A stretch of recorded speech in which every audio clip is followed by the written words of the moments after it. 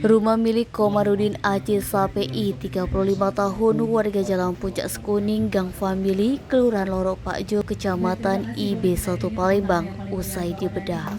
Sekretaris Daerah Kota Palembang Ratu Dewa, Senin 15 Mei 2023, menyerahkan kunci rumah ke Komarudin Sapei. Bedah rumah dilakukan oleh Badan Amal Zakat yang bekerja sama dengan pemerintah Kota Palembang. Ratu Dewa mengatakan bedah rumah wujud peduli dan cinta kasih aparatur sipil negara di lingkungan pemerintah Kota Palembang yang telah tunaikan kewajiban membayar zakat. Ratu Dewa mengharapkan dengan selesai bedah rumah, semua menjadi tempat tinggal yang nyaman buat keluarga Komarudin Sapei.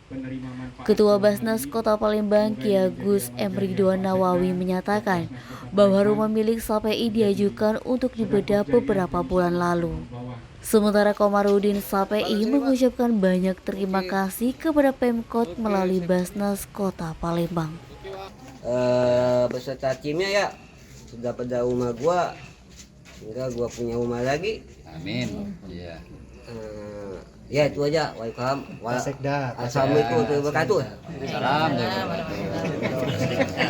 Denny Sumek.co melaporkan.